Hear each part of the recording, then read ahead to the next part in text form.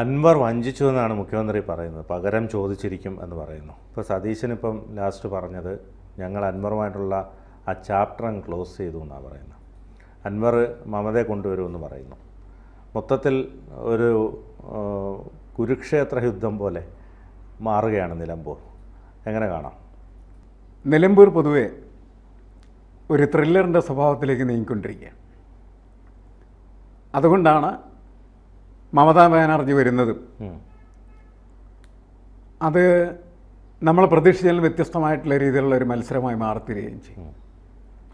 ഇന്നിപ്പോൾ നിലമ്പൂരിൽ ഇടതുപക്ഷ ജനാധിപത്യ മുന്നണിയുടെ കൺവെൻഷൻ നടന്നു. ആ കൺവെൻഷൻ ഉദ്ഘാടനം ചെയ്ത് മുഖ്യമന്ത്രി പിണറായി വിജയൻ. അദ്ദേഹം അതിൽ പറഞ്ഞ ഏറ്റവും പ്രധാനപ്പെട്ട വാചകം അൻവർ വഞ്ചിച്ചു, അവനോട് പകരം ചോദിക്കുക എന്നുള്ളതാണ്. അത്ര രൂക്ഷമായിട്ടുള്ള രീതിയിൽ തന്നെയാണ് അൻവറിനെതിരെ മുഖ്യമന്ത്രി പിണറായി വിജയൻ നീങ്ങുന്നതെന്നാണ് നമ്മളതിനകത്ത് മനസ്സിലാക്കുന്നത്. അതിനെല്ലാ കരുക്കളും നീക്കിയിട്ടുണ്ടായിരിക്കാം തീർച്ചയായിട്ടും. അതുപോലെ തന്നെയാണ് സതീശൻ പറഞ്ഞു അൻവറിനെ നേരെ വാതിൽ കൊട്ടിയടച്ചു. അത് UDF തീരുമാനമാണ്, എൻ്റെ തീരുമാനമല്ല. അതുകൊണ്ട് ഒരു കാരണവശാലും അൻവറുമായി ഇനി സംഭാഷണമില്ല. അപ്പോൾ അൻവർ പുറത്താണ്, LDF പുറത്താണ്, UDF പുറത്താണ്. അൻവറിനുള്ള മാർഗം എന്ന് പറയുന്നത് മത്സരിക്കുക എന്നുള്ള മാത്രമാണ്. അങ്ങനെയാണ് അദ്ദേഹം മത്സരിക്കാൻ തീരുമാനിക്കുകയും അദ്ദേഹത്തിൻ്റെ മത്സരം ഉദ്ഘാടനം ചെയ്യുന്നതിന് വേണ്ടിയിട്ട് ബംഗാൾ മുഖ്യമന്ത്രി ശ്രീമതി മമതാ ബാനർജി എത്തിച്ചേരും എന്ന് പറയുന്ന വാർത്തയാണ് ഇപ്പോൾ നമ്മൾ കേട്ടുകൊണ്ടിരിക്കുന്നത്. അപ്പോൾ ഒരേ സമയം എല്ലാ ഭാഗത്തു നിന്നും ഇപ്പോൾ കഴിഞ്ഞ ദിവസം വരെ BJP തെരഞ്ഞെടുപ്പിൽ മത്സരിക്കുന്നില്ല എന്ന് പറഞ്ഞിരുന്നു. പക്ഷേ BJP ഒരു സ്ഥാനാർത്ഥിയെ സ്ഥാപിച്ചു. BJPയുടെ സ്ഥാനാർത്ഥിയും നാളെ വരും. അങ്ങനെ ഇതുവരെ നമ്മൾ ത്രികോണ മത്സരങ്ങളെക്കുറിച്ച് മാത്രമാണ് കേരളത്തിൽ ചർച്ച ചെയ്തിരുന്നത്. ത്രികോണ മത്സരങ്ങളെക്കുറിച്ച് ചർച്ച ചെയ്യുമ്പോൾ അതിലൊന്ന് BJP, മറ്റൊന്ന് ഇടതുപക്ഷം, മറ്റൊന്ന് വലതുപക്ഷം. അപ്പോൾ UDF, LDF, BJP എന്നതായിരുന്നു സമവാക്യമെങ്കിൽ ആ സമവാക്യം അൻവർ ഇവിടെ തെറ്റിച്ചു. നാലാമതൊരു കക്ഷി കൂടി അതിൻ്റെ കൂടെ വരികയാണ്. അത് തൃണമൂൽ കോൺഗ്രസ്. കേരളത്തിന് അത്ര സുപരിചിതമായൊരു രാഷ്ട്രീയ പാർട്ടിയല്ല. പക്ഷേ അൻവർ അതിനെ സുപരിചിതമാക്കാനായിട്ട് ശ്രമിക്കുകയാണ് ചെയ്യുന്നത്.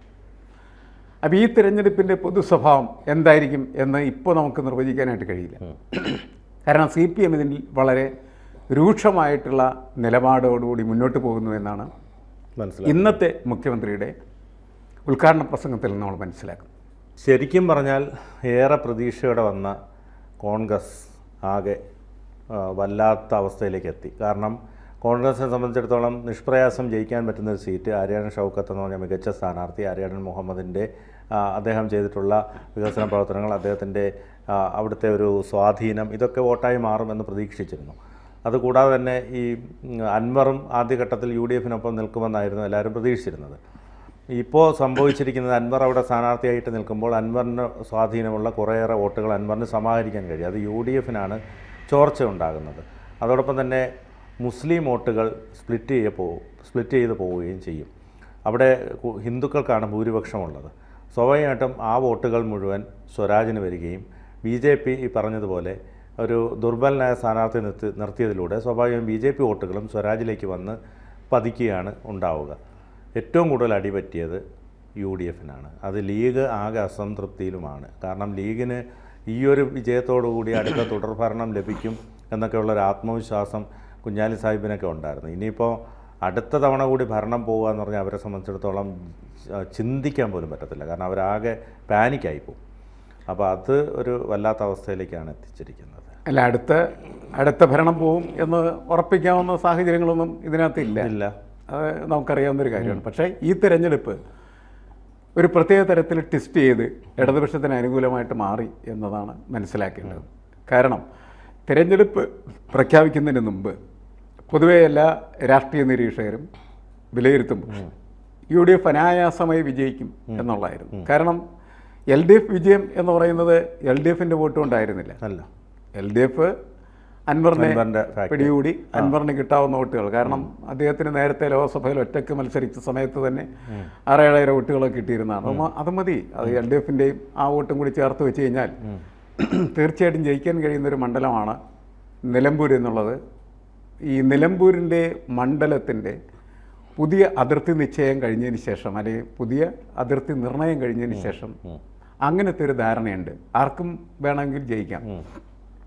ഒരാളുടെ കുത്തക മണ്ഡലം എന്നൊന്നും അതിനെ വിശേഷിപ്പിക്കാനായിട്ട് പറ്റില്ല. ഒരുപാട് വർഷമായിട്ട് ആര്യാടൻ മുഹമ്മദ്, ഒരുപാട് വർഷം എന്ന് പറഞ്ഞിട്ടുണ്ടെങ്കിൽ സാധാരണ ഒരു എന്താണ് നിയമസഭാ സാമാജികൻ്റെ 25 വർഷമൊക്കെ വലിയ മഹത്തായിട്ട് ആഘോഷിക്കുന്നത്. അതൊക്കെ കഴിഞ്ഞ് അതിൻ്റെ അപ്പുറത്തൊക്കെ പോയി 30 വർഷത്തിലധികം എനിക്ക് തോന്നുന്നത് ആര്യാടൻ മുഹമ്മദ് അവിടെ MLA ആയിരുന്നു. അതെ അതെ 2011 ഉമ്മൻചാണ്ടി സർക്കാരിൻ്റെ കാലത്ത് അദ്ദേഹം വൈദ്യുതി മന്ത്രിയായിരുന്നു. അതെ. അപ്പോൾ അങ്ങനെ വലിയൊരു സ്വാധീനം അദ്ദേഹത്തിനുണ്ട്, അദ്ദേഹത്തിൻ്റെ കുടുംബത്തിനുമുണ്ട്. മകനും അങ്ങനെ മോശക്കാരനായ ഒരു സ്ഥാനാർത്ഥിയല്ല, നല്ല സ്ഥാനാർത്ഥിയാണ്. അപ്പോൾ ആര്യാടൻ ഷൗക്കത്ത് എന്ന് പറയുന്ന പ്രത്യേകിച്ച് സാംസ്കാരിക രംഗത്തും അതുപോലെ സിനിമാ രംഗത്തൊക്കെ പ്രവർത്തിക്കുന്ന ഒരാൾ എന്ന നിലയിലൊക്കെ നല്ല സ്ഥാനാർത്ഥിയാണ് UDF നിർത്തിയിരിക്കുന്നത്. അപ്പോൾ UDFന് സ്വാഭാവികമായിട്ടും ജയിക്കാൻ കഴിയും എന്നുള്ള പ്രതീക്ഷയുണ്ടായിരുന്നു. പക്ഷേ അൻവർ ഫാക്ടർ പ്രധാനപ്പെട്ടതാണ്. അൻവർ UDFനൊപ്പം ഉണ്ടെങ്കിൽ UDF ജയിക്കും, അൻവർ LDFനൊപ്പം ആണെന്ന് വെച്ചാൽ LDF ജയിക്കും, അൻവർ പുറത്ത് നിന്നാൽ ആര് ജയിക്കും എന്നുള്ളതാണ് ഇപ്പോഴത്തെ പ്രശ്നം. അപ്പോൾ അതുകൊണ്ട് തെരഞ്ഞെടുപ്പ് വളരെ ടൈറ്റായി മാറി. മാത്രമല്ല ഈ UDF കേന്ദ്രങ്ങളിലൊന്നും അത്ര വലിയ ആവേശമില്ല. കാരണം ജയിക്കുമെന്നൊരു ഉറപ്പില്ല. വളരെ കൺഫേംഡായ സീറ്റായിരുന്നു. അതെ അതെ. പക്ഷേ അത് കൈവിട്ടു പോയ അവസ്ഥയിൽ എത്തിക്കഴിഞ്ഞിരിക്കുന്നു. എന്നുവെച്ചാൽ ചുണ്ടിനും കോപ്പയ്ക്കുമിടയിൽ അവരുടെ സ്വപ്നങ്ങൾ മറിഞ്ഞു പോയോ എന്ന് സംശയിച്ച് നിൽക്കുന്ന ഒരവസ്ഥ യഥാർത്ഥത്തിൽ ഇപ്പോൾ അവർക്കുണ്ട് എന്നുള്ളതാണ്. കാരണം ഈ ദിവസങ്ങളിലൊക്കെ മുഴുവൻ ചർച്ച എന്ന് പറയുന്നത് UDFനകത്തുള്ള തമ്മിൽ തല്ലിൻ്റെ ചർച്ചകളായിട്ട് മാറിപ്പോയി. അതവർക്ക് വലിയ ഊർജ്ജ നഷ്ടം സംഭവിപ്പിച്ചിരിക്കുന്ന ഒരു കാര്യമാണ്. അതിനോടൊപ്പം തന്നെ ഇത്തരത്തിൽ കാര്യങ്ങളെല്ലാം പരിണമിച്ചതിൽ മുസ്ലിം ലീഗിന് യാതൊരു താല്പര്യവുമില്ല. മുസ്ലിം ലീഗാണ് ഏറ്റവും കൂടുതൽ ഇതിനകത്ത് നിരാശരെന്നാണ് ഞാൻ മനസ്സിലാക്കുന്നത്. കാരണം ഇതൊരു നല്ല പോക്കൽ നിന്ന് അവർക്ക് തിരിച്ചറിയാനായിട്ട് കഴിഞ്ഞിട്ടുണ്ട്. അവരുടെ ഉദ്ദേശം എന്ന് വെച്ചാൽ അൻവറിനൊപ്പം നിർത്തി തെരഞ്ഞെടുപ്പ് ജയിച്ച് മൂന്നാം അധികാരത്തിലേക്ക് വരാൻ പോകുന്നതായിട്ടുള്ള പിണറായി വിജയൻ്റെ കാല് വെട്ടുക എന്നുള്ളത്. അത് ഈ തെരഞ്ഞെടുപ്പ് വഴി അത് സാധ്യമല്ലാതായിരിക്കുന്നു എന്നുള്ളതാണ്. ഈ തെരഞ്ഞെടുപ്പിൽ ഇടതുപക്ഷം ജയിക്കുന്ന ഒരു രാഷ്ട്രീയ ധ്രുവീകരണമാണ് ഇപ്പോൾ അവിടെ യഥാർത്ഥത്തിൽ സംഭവിച്ചുകൊണ്ടിരിക്കുന്നത്. എന്നുവെച്ചാൽ ഇടതുപക്ഷത്തിന് പ്രത്യേകിച്ച് റോളൊന്നുമില്ല. അവരവരുടെ വോട്ട് ശേഖരിക്കുന്നു. പക്ഷേ അവരുടെ ആ വോട്ടിന് മറികടക്കാൻ പറ്റുന്ന പ്രതിപക്ഷ വോട്ടുകൾ അത് ഛിന്നഭിന്നമായി പോയി. അതാണ് പ്രശ്നം. അല്ലാണ്ട് ഇപ്പോൾ ഏതെങ്കിലും വലിയ അത്ഭുതം അവിടെ നടക്കുന്നതല്ലേ. പാർലമെൻ്ററി തെരഞ്ഞെടുപ്പിൽ അങ്ങനെയാണ്. ഒരു കക്ഷിക്ക് കിട്ടുന്ന വോട്ടിനേക്കാൾ കൂടുതൽ മറ്റൊരു കക്ഷിക്ക് കിട്ടിയാൽ മാത്രമേ അയാൾക്ക് ജയിക്കാനായിട്ട് കഴിയുള്ളൂ. അപ്പോൾ ഇവിടെ അവർക്ക് കിട്ടാൻ സാധ്യത ഉണ്ടായിരുന്ന വോട്ടുകൾ സ്പ്ലിറ്റ് ചെയ്തുകൊണ്ടുപോയി. അൻവറിൻ്റെ കുറേ വോട്ടുമായിട്ട് അൻവറിൻ്റെ വഴിക്ക് പോയി. അപ്പോൾ UDFനാണ് സ്വാഭാവികമായിട്ട് അതിനകത്ത് നഷ്ടം സംഭവിക്കുന്നത്. ആ നഷ്ടം പരാജയത്തിൻ്റെ വക്കിൽ വരെ അവരെ എത്തിച്ചാൽ അത്ഭുതപ്പെടേണ്ടതില്ല എന്ന തിരിച്ചറിവാണ് ലീഗിനുണ്ടായിരിക്കുന്നത്. അതുകൊണ്ടാണ് ലീഗ് നിരാശരായി ഈ സംഭവത്തെ വീക്ഷിക്കുന്നതെന്നാണ് നമ്മൾ മനസ്സിലാക്കേണ്ടത്. അതോടൊപ്പം തന്നെ ഇന്നത്തെ ഈ സ്വരാജിൻ്റെ തെരഞ്ഞെടുപ്പ് കൺവെൻഷൻ ഉദ്ഘാടനം ചെയ്യുന്ന സമയത്ത് മുഖ്യമന്ത്രി കാണിച്ച ആത്മവിശ്വാസം എന്ന് പറയുന്നത് വലുതാണ്. അദ്ദേഹം പറഞ്ഞതെന്താണെന്ന് വെച്ചാൽ നമ്മളെ ചതിച്ചവനാണ് അൻവർ, അവനെ വെറുതെ വിടില്ല, വെറുതെ വിടരുത്, അവനെ ശരിപ്പെടുത്തണം എന്ന് പറയുമ്പോൾ അവൻ അല്ലെങ്കിൽ ഒറ്റയ്ക്ക് മത്സരിക്കുന്ന സമയത്ത് അവൻ സാധനം ശരിപ്പെട്ടുകൊള്ളുമെന്ന് എല്ലാവർക്കും അറിയാം. പക്ഷേ അവനെ ശരിപ്പെടുത്തണം എന്ന് പറഞ്ഞാൽ UDFനെ തോൽപ്പിക്കണം എന്നതാണ് അതിൻ്റെ വ്യാഖ്യാനം.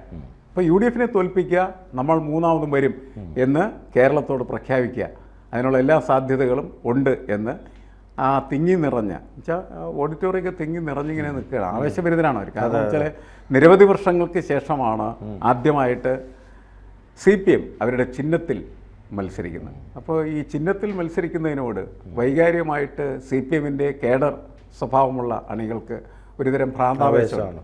ആ ഭ്രാന്താവേശം നമുക്ക് അതിനകത്ത് കാണാം. അവിടെ വന്നിരിക്കുന്നതായിട്ടുള്ള ആൾക്കൂട്ടം എന്ന് പറയുന്നത് അങ്ങനത്തെ ഒരു ആൾക്കൂട്ടമാണ്. അപ്പോൾ വളരെ കൃത്യമായിട്ട് ഇടതുപക്ഷത്തിന് കിട്ടുന്ന എല്ലാ വോട്ടുകളും ശേഖരിക്കുകയും അതോടൊപ്പം തന്നെ അൻവറിനെ പരാജയപ്പെടുത്തി ഉറപ്പുവരുത്തി അതിനോടൊപ്പം UDFനെയും തൂത്തുവാരുക എന്ന ലക്ഷ്യമാണ് യഥാർത്ഥത്തിൽ ഇന്നത്തെ കൺവെൻഷൻ പ്രകടമാക്കുന്നതെന്നാണ് നമ്മൾ മനസ്സിലാക്കേണ്ടത്.